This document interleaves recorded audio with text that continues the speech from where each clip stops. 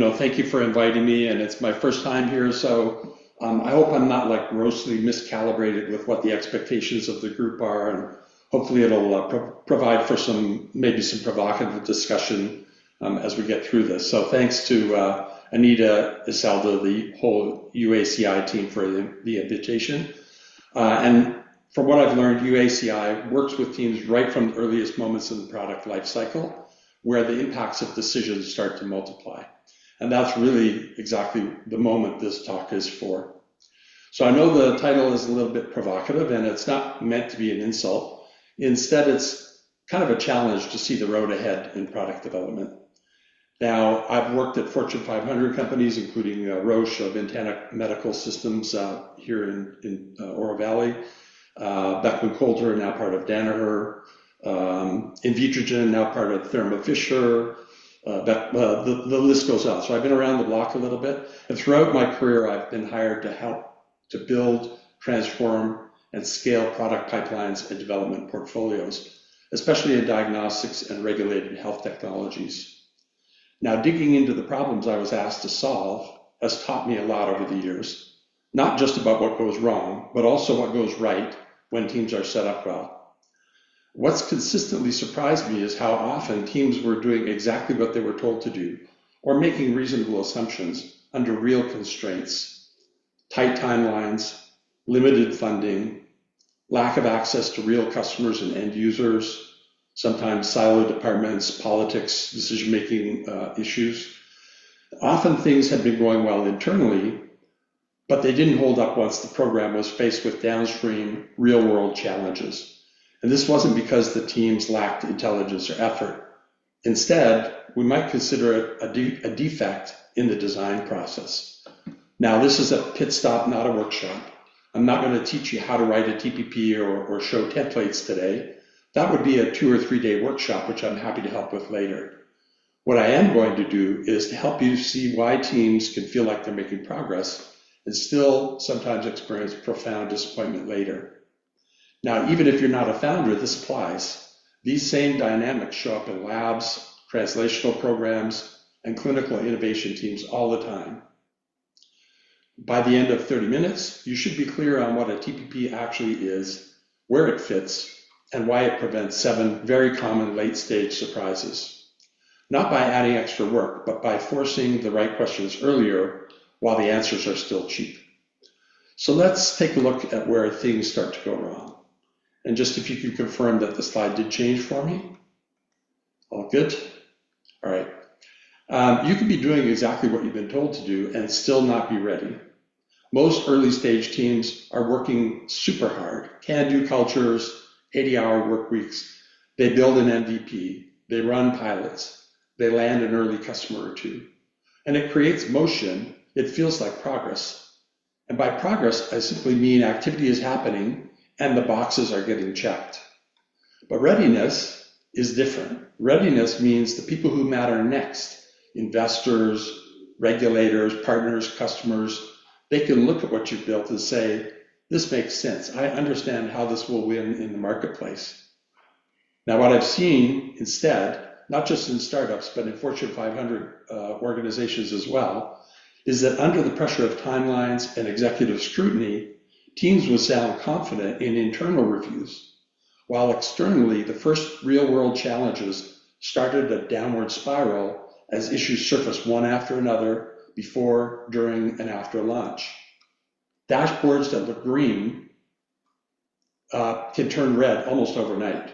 Some people call that watermelon metrics. They're green on the outside, red on the inside. And that's not bad intent from the team. It's really a signal that readiness was assumed rather than designed into the product.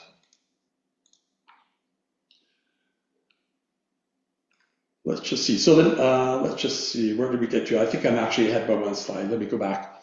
So, the trap that we want to discuss next is assuming that more activity will eventually add up to confidence. More features, more data, more pilots, more milestones. By activity gain, meaning that effort and output work is getting done, but activity doesn't multiply confidence. And it doesn't multiply readiness, and it doesn't multiply credibility. What actually multiplies are the consequences of unproven early assumptions that tend to pile up later in the process. And to give you an example, I've seen cancer triage diagnostics that were optimized for maximum sensitivity and negative predictive value, something you could really boast about, only to discover later that the resulting trade-off of specificity was fatal to health economics, fatal to reimbursement, fatal to clinical adoption. And by the way, this is not something you can change after lunch. At the time you lock the design, you're in big. You have to see how it plays out. Now, unaddressed assumptions and questions don't solve themselves. They simply lie hidden, waiting to surface later. So teams can actually look very productive and still be fragile, and they're busy retiring the risk that they choose to see. That's one way to think about it. I mean, consider manufacturing failures that creep in because product centering and CPK control were treated like they're manufacturing issues, not R&D design decisions. And again, this happens also in Fortune 500 companies. Post-launch, the hits keep coming, sometimes when they matter most.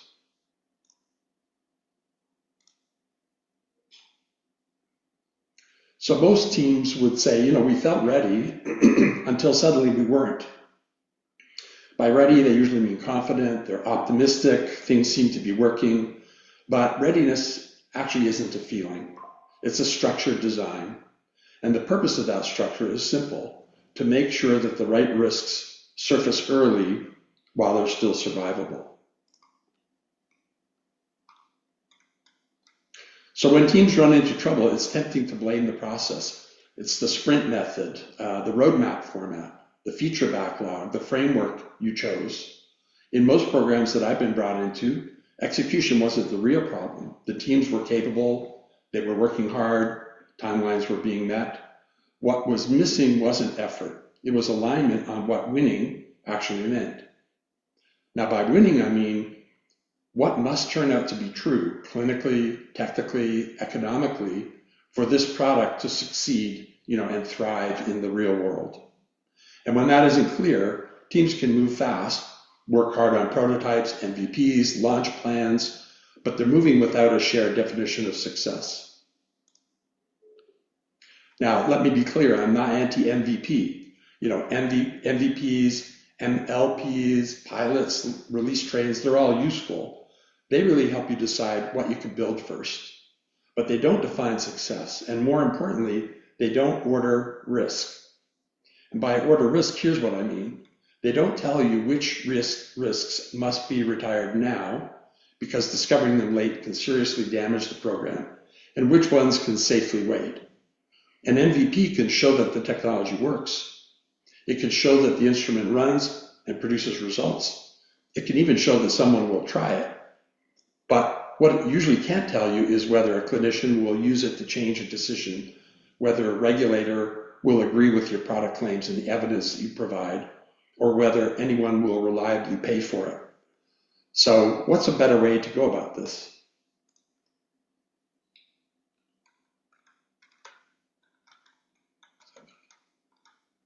Okay, and I should just say, before we get into the 7 failure modes, I'd like you to consider a different perspective on product design.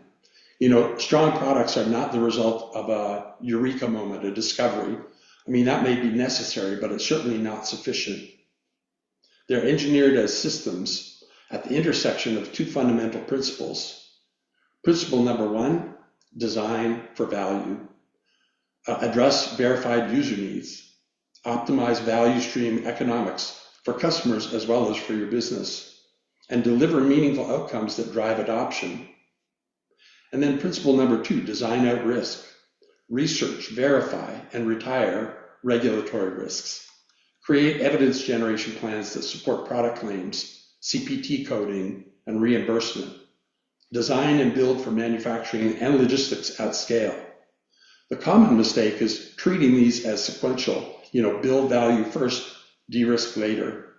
A TPP exists to force these conversations together while trade-offs are still cheap and decisions are still reversible.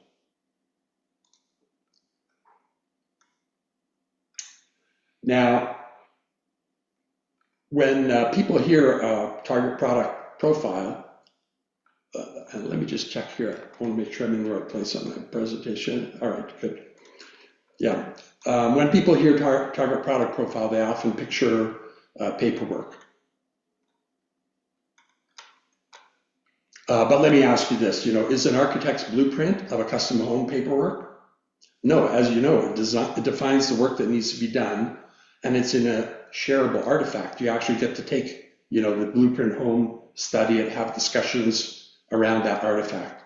So likewise, a TPP is an integrated framework for design decisions. It exposes assumptions and forces agreements early on a small set of questions that are hard to undo later. What clinical decision will the product actually change? What evidence is enough to enable the next step? Which risks have to be dealt with before the next raise or before the next launch? So a TPP isn't just a document. It's how a team avoids finding out too late that a potential showstopper was never put to bed at the right time. So let's turn to the 7 deadly sins that a TPP is intended to solve.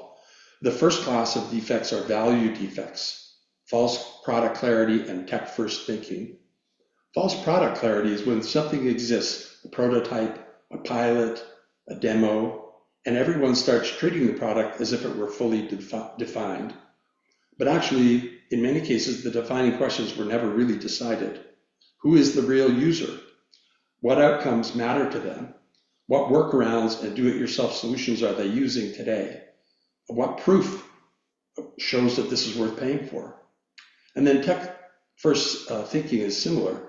The technology is real, the science is impressive, so the story gets built from the inside out. But users don't buy technology. Users buy relief from real-world bottlenecks in their daily work. If value is designed without early input, you don't have a product yet.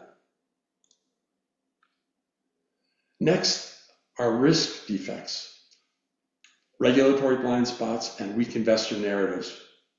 Most teams don't ignore regulation, but many do push it downstream. Validation is what comes after development, right? But it needs to be upstream, early in design. What needs to be proven, and what kind of evidence is going to suffice. Bad things happen when claims, evidence, and study design meet up with reality too late. Clinical and economic performance may not even align. So the clock resets, timelines slip, studies have to be repeated, money gets burned fixing things that should have been anticipated earlier. Now, weak investor narratives are the same issue seen from the outside. Teams can describe how much progress they've made, what they've built, but they may not be able to explain what risk remains, and they may not be able to explain how risk is being retired in the right order. Investor confidence doesn't drop usually because the team stopped working. It drops because the story comes apart under real-world pressure. So execution without a definition of done is kind of like a road trip without a predefined destination. The rambling journey is where earlier ambiguity turns into real cost. Scope creep becomes inevitable, pivoting, tweaking, over-perfecting. It's what happens when nobody can point to a shared definition of done. Team misalignment isn't always dysfunction. Engineering, clinical, and commercial teams are all doing their best. They're just working to satisfy different definitions of success. This pattern is just as common in large matrix organizations. Actually, misalignment can hide longer, and it costs more when it finally shows up. And yes, we're talking about wasted capital and delayed time to market, but also broken trust, tarnished reputations, damaged team morale. When people ask, why did execution blow up? Often the answer is simple. Execution wasn't the problem. The finish line was never fully defined. So at this point, some of you may be thinking, okay, this all makes sense, but it sounds like a lot of work. So I want to be very clear about what an early TPP is and what it's not. An early TPP is not intended to be perfect or comprehensive. If you wait for perfect, you'll be too late. It just has to be usable. Usable means the hardest decisions are explicit enough that the team can use evidence rather than opinion or authority to make critical trade-offs. A team has to be shared as team property, not owned by regulatory, not R&D, and definitely not the CEO. Shared means everyone is working from the same definition of success, even if they disagree about how to get there. And in practice, that usually means someone, let's call them the solution architect, has to be responsible for cross-functionally integrating the whole picture, not to make every decision, just to make sure the hard trade-offs don't fall through the cracks or get delayed too long. Value, risk, evidence, economics, all reconciled in one place. And an early TPP is revisable. The point is to lock today's assumptions so that you can test them systematically as evidence comes in. And an early TPP doesn't answer every question. It answers the right questions early enough that you avoid the defects that we just walked through. That's what turns execution into learning instead of rework. In practice, an early TPP does four things. First, it aligns leadership around explicit assumptions. The artifact, like a blueprint, is a document of record about what was assumed and what was decided. No guessing, no hallway decisions. It puts risk retirement in the right order, so milestones build confidence instead of just activity. It enables earlier pivots because assumptions were stated and scheduled for testing up front. And it cleans the investor narrative. Progress becomes a pre-planned journey with a clear destination in sight. So what changes if you buy into creating an early TPP? First, fewer opinion-based debates. When assumptions are explicit, arguments stop circling around preferences and start focusing on evidence. Second, faster go, no-go decisions and better team culture, by the way. Evidence-based decision-making becomes a new muscle for the team. Clarity breeds transparency, and transparency breeds trust. Milestones become confidence builders, not just checking the boxes. And less wasted capital, fewer studies, features, builds that don't survive contact with reality. So I will close with this. Most teams design for value or they design out risk, but very few do both before the lab work begins. A TPP is where these conversations are forced together while assumptions could be tested off the clock and decisions are still reversible. MVPs and pilots can create motion, but clear product definition early is what turns motion into momentum. It's the difference between building something technologically cool and building something that actually wins in the marketplace. With that, I'll finish up and thank you and take any questions you may have. Well, thank you, Donald. That was a great session. So yeah, let's raise some hands, comments, questions.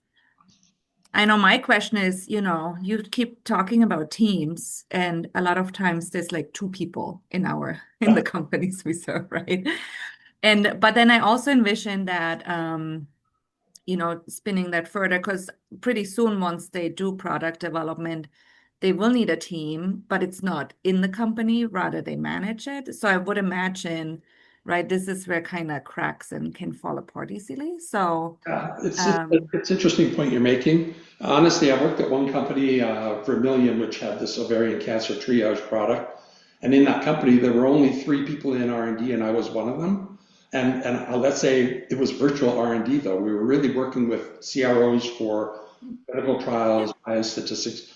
KOLs were part of the team. We would have an advisory board. When we did road mapping and other activities, we had them arguing with each other, and we were taking notes. So I think there's ways to really expedite the integration of things that you're not thinking about. And listen, what kills you is rarely what you actually know about. It's usually what you're not thinking about. So that's one of the reasons to be very collaborative and externally focused as you put together this blueprint. Thanks for the question. I see David's hand is raised. Hi, great, great talk. So important, everything you're describing. I'm curious if you've come across or are currently using AI-enabled platforms to generate, we'll call it just better TPPs, more efficient TPPs, less risky, even grade the TPP as far as specifics of the product that you're, you know, looking at risk versus the reward. I mean, there's so much creativity you could put into this, but I mean, it's a lot of work. It's going to take a lot of data. How far along is this process to create these databases, and how do I get it? Yeah, I mean, what doesn't AI speed up? And what doesn't AI help you do a more comprehensive and systematic job of? Of course, we have to be aware that, hallucinations and people pleasing are, endemic in AI. And so I never would trust it with anything that, really needs to be locked down under design control. I think it's great for exploratory work. I also think it can help create documents that, will still need some human being to be accountable for. The AI is not going to take accountability for it. And then also just bear in mind that what you put into AI, unless you have an edge compute LLM or something, is going to be considered public domain. So you could lose patent rights or disclose private, health information and things like that if you're not careful. So you have to be careful. Thank you. What else? May I, as a follow-up, sorry if I can, are you currently using these resources, or have you not implemented them yet? I use AI every day, all day. So, but actually I have, like, at least for my own, what would I say, feasibility and kind of consulting work, I have it kind of as much as I can under design control lockdown. So in one project that I'm working on, I have more than 50 documents, that represent the things that AI shall not mess with. And they're kind of on a Google Drive, which AI can access. And then I have, living in project knowledge, kind of instructions and guidelines that help keep it on the rails. And also remember, its context window is actually very tiny when you get into integrated products. So it can look at a tiny part of the elephant at a time, or it can look at the whole elephant, but without detail. So a lot of the work in AI is putting together workflows that start with an architecture, drill down, and then build back up from the work, to satisfy the architectural and system dynamics that are required. Still, Thank you obviously, so much. Yeah. and I think honestly, it'll progress tremendously fast. I'm sure there are, expensive tools that I can't afford that are out there in some of the companies, but I do have a lot of friends in Fortune 500 companies, and many of them are still struggling with the same things they've always done. Yeah, got it. Thank you so much. Of course. Great questions. I just, I've been to a few conferences and workshops in the last, well, since the beginning of the year. Wow, it's only a month, but I've been to seemingly three or four things already. And definitely hearing a lot about AI, about how to properly use it, how it can introduce challenges. So definitely want to be careful with that. And I even heard a Microsoft guy talk about hallucinations. So it's at first I thought, what are we talking about? But it's a thing. So AI wants to answer you no matter what. So if it doesn't have an answer, it won't admit that it doesn't have an answer. It just makes up stuff. So in case you didn't know that. Any other questions, comments? This is yes, Jeff. Hi, hi, good morning. How are you? Good Hey, morning. Jeff, how are you? Hi, Don. How are you?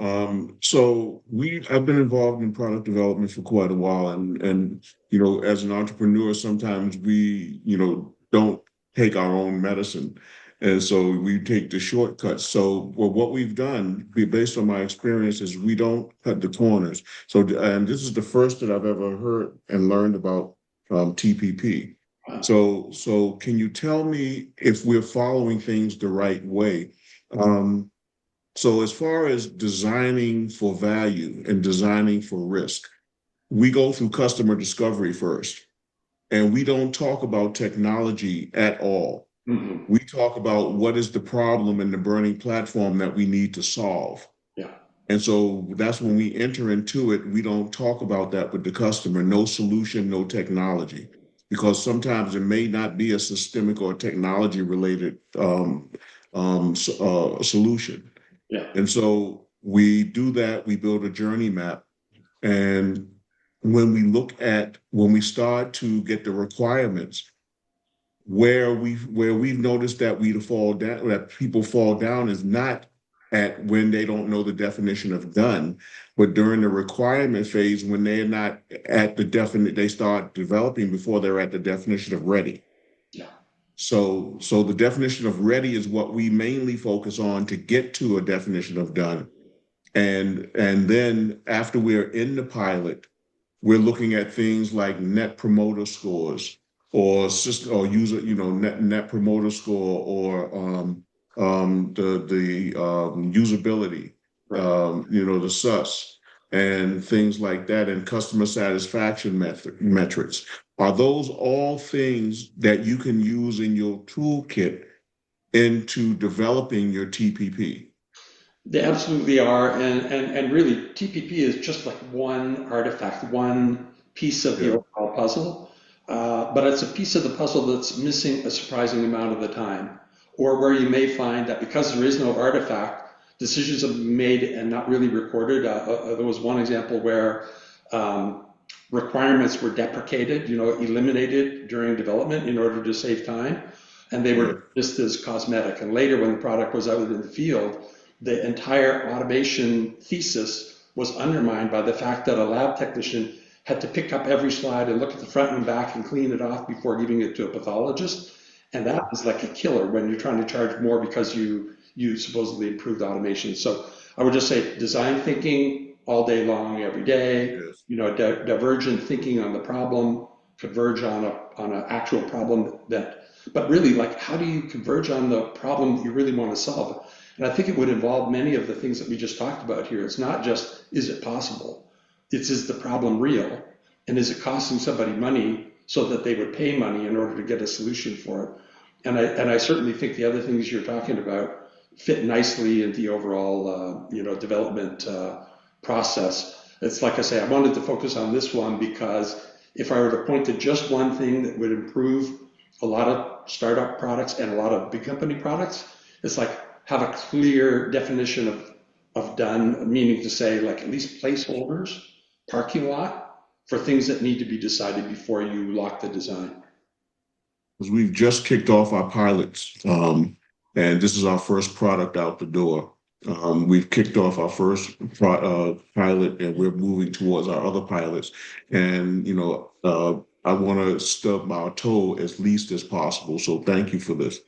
And I just want to mention one other thing. I was consulting with a startup, and they were really trying to decide like who will be the first customer we satisfy. And as I looked at it, I was saying like, you're really talking about a beachhead here. You want to define something that's so doable, and you can really like knock that little thing out of the park, but is going to be scalable and expandable, so that you're building the right infrastructure that can be reused in the subsequent work.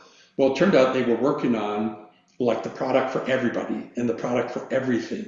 And so they were missing milestones all over the place, and they hadn't even made the decision as to who that beachhead customer will be. Are they Hispanic people who can't find, care in the communities they live in? Is it somebody else, who's a caretaker for somebody who's bedridden or things like that? So it's really important to make some of those decisions early so that your team has something they really can work from. Otherwise, how do they know what we're building?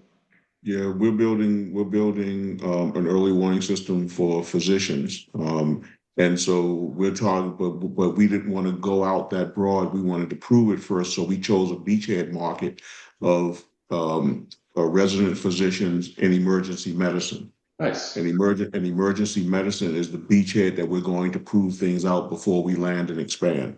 Perfectly logical and reasonable. So thanks for sharing that example. Yes, thank you. Yes, thanks for sharing, Jeff. Oh, Martin, yes. Hey, Martin, nice to see you again. Yeah, hi, Donald. So great presentation. Certainly resonated with my experience over the years.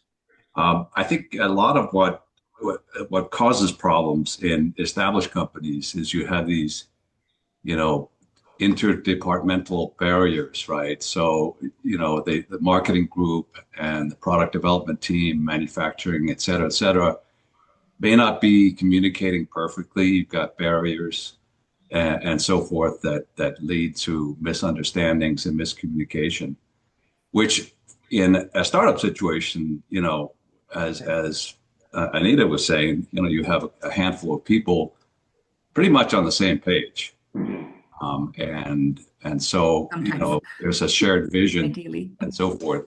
On the other hand, there's expertise that's not perhaps in the team. So I guess my question to you would be, what advice would you have for startups? What outside resources should the group be looking to use to identify and use in their process to avoid some of the pitfalls? Great question. I mean, first thing I'll say is that like a shared vision is very important. But if I took a startup team that has a shared vision and took each person separately into a different room and had them describe to me, like, how will you know when that shared vision, has been manifested? You're going to get 5 different answers most of the time.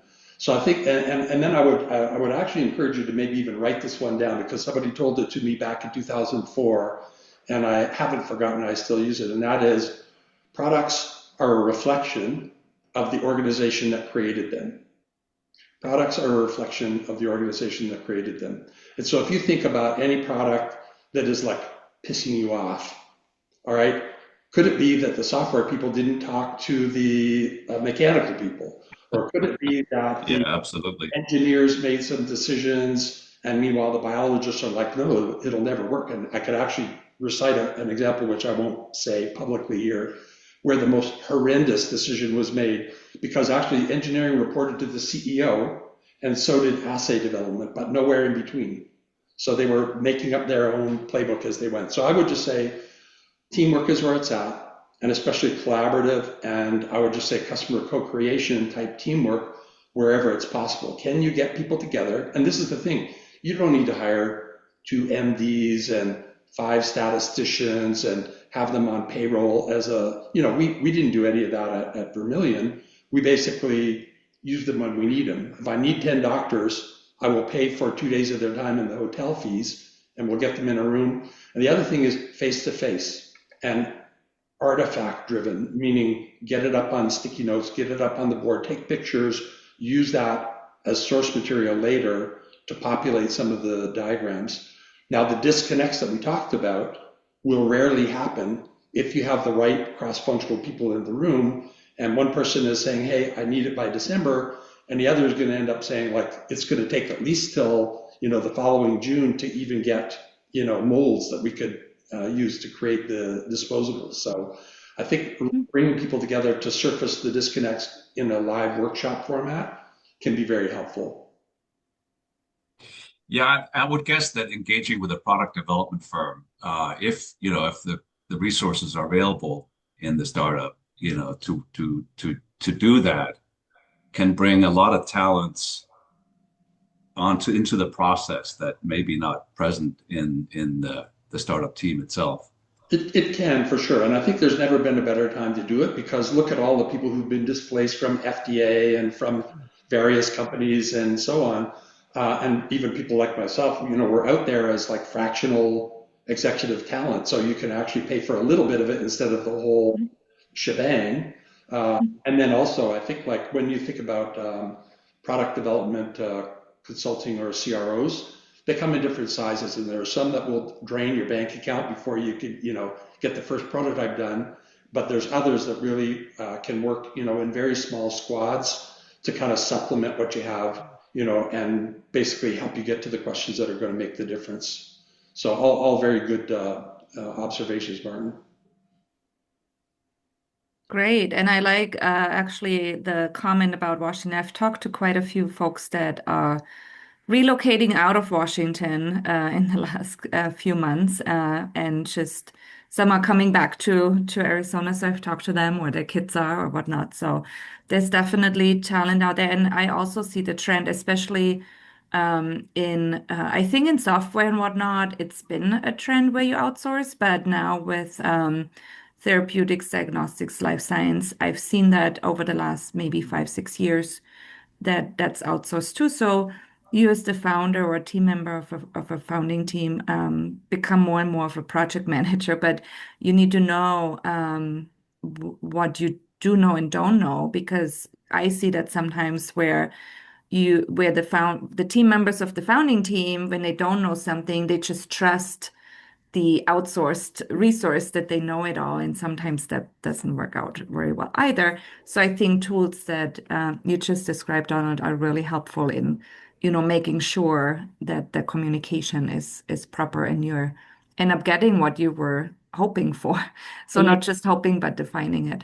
I agree. And a simple litmus test is point to the person that you think is solution architect in your team.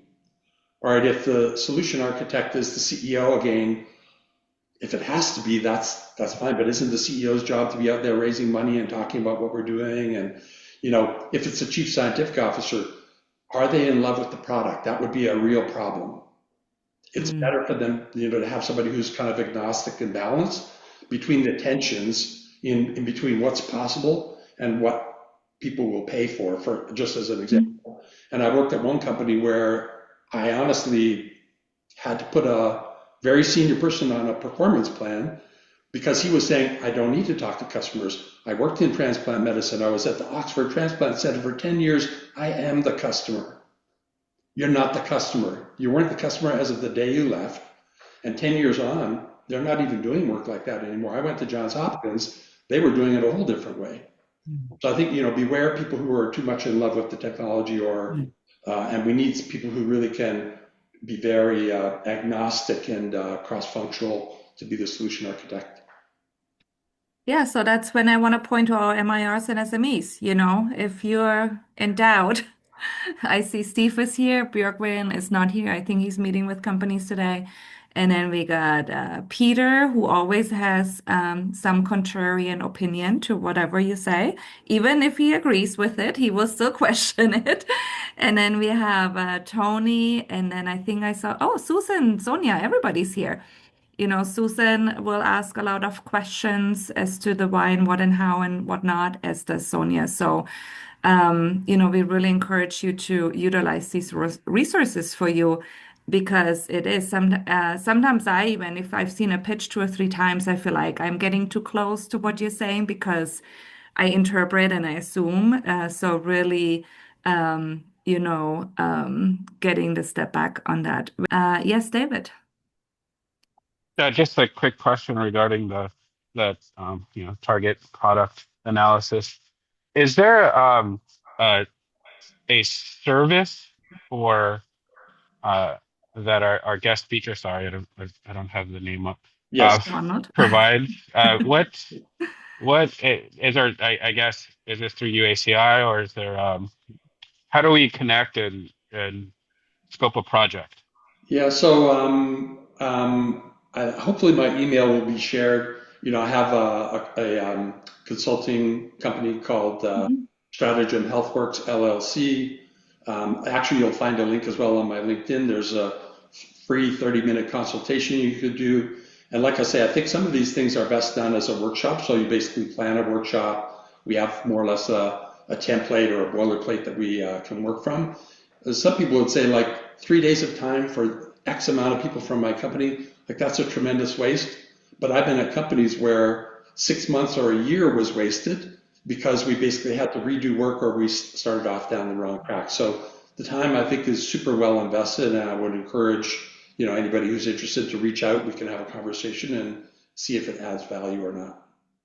Thank you for that. Yeah, Great, so thank you. just as a general notice, when we have these guest speakers here that are not our MIRs or SMEs, they're typically experts in what they talk about, right? That's why we invite them to talk to y'all. And then a lot of them are available for hire. For example, last week we had a gentleman, and it was Peter last week, 2 weeks ago. Peter is also available for hire, if you want him above and beyond what he provides to you at UACI. Mick Pennington, I believe was his name. So he's also has a consultancy. So, that is why, again, we want to just make sure that you go to the pit stop. And I'm going to just share this real quick. And then if you have any other questions for Donald, please raise your hand. But I'm just going to share our hub real quick. So when you log in, and Manny, I'm impersonating you. Ooh, sue me. I know you're the cyber guy. So this is what it looks like. You come in here, and then you have the program roadmap hub, and then when you scroll down a bit, you have those 6 blocks, and then the pit stop sessions. If you click on that, it's organized by upcoming archives for 2025 and archives for 2026. So if you click on the 2026, you can see that hopefully, ding, ding, ding, here it is, Peter's session that he did last week about the cap tables. The session is here, the video with the slides. And then here is Mick Pennington. So he was the guy that 2 weeks did a session from chaos to clarity. So then you can also watch that again in the presentation slides. And it's also typically, our presenters have their information on the presentation. So if you want to reach out or if you have other questions, you can, of course, contact us. And then, we have the product market fit, funding, market entry, and scale up sessions here for you to review. So just a little, and if you can't get in there, make sure you reach out to me or Zelda just to make sure that you can access that. Peter. Yeah, I just wanted to follow up on the due diligence question. I mean, I do a lot of due diligence coming out of the angel pitches that we see. Yeah. What we are looking for is not so much that everything is in order. What we are looking for, does the team have an understanding where things will go wrong, and do they have a plan B? Yeah. And then the decision is not so much, hey, it is a red flag. I mean, there are red flags, but mostly it's like, we want to understand the risk before we put our money in. The same philosophy should be for your company. And as Donald said, each company is different. We don't want to change the personality of the company. We don't want to change the personality of the team. We just want to get a good feeling, what are we getting ourselves into? And hopefully during the due diligence, we figure out that the team knows better where the problems are than we do, and are transparent about it. Perfect. Like that comment, Peter. Appreciate it. And let's say Martin, yes, go for it. Yeah, so one important thing that even a due diligence process may not really, find out and disclose is, and I've seen this many times, it's the human factors engineering. That's the part that often trips products up and trips the companies up because they don't do enough of it, and they may not have the expertise in-house to actually do it.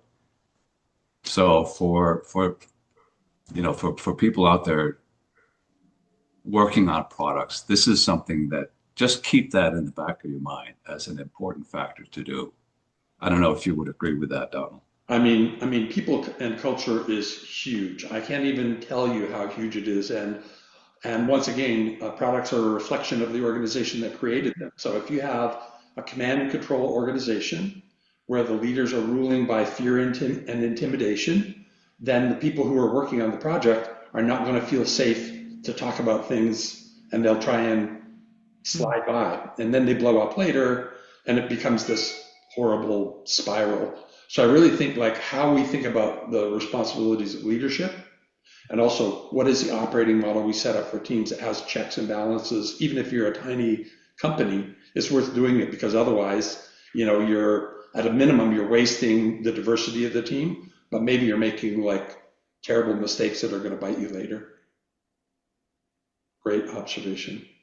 Perfect. And here's just one more thing to keep in mind. I always stress that due diligence goes both ways. Yes. If you're trying to sell your product to a distributor or whatever, or pitching to investors, make sure that their idea of the target product profile aligns with yours. Because I have seen it multiple times that a company was presenting something, and that was while I was at Aventis. And yes, it was an attractive product profile. It was just not what we were looking for. So So and that's why I say due diligence goes both ways. It's not only them investigating you, it's also you understanding who am I going to talk to. Yeah, I suggest to do a customer discovery mentality on investors also, right? You look at who they are, who might be a good fit. So, Jeff, you went off mute. Do you have a comment? Oh, no, just Oh. I'm enjoying all the banter. Banter, I thought banter is negative. I was No? going to add in what you were saying, Anita, as well,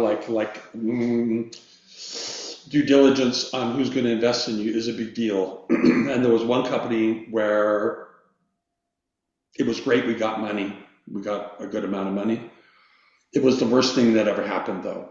Mm. I mean, they took out the CEO as step one, put in their own people as step two, and started heading down a path that you might think of a little bit along the lines of Theranos or something like that. And so at some point, like even though all of the possibilities were there to win, but I left and the chief medical officer left, and so that's terrible when you waste that kind of like opportunity. People want capital, but I would say not any capital.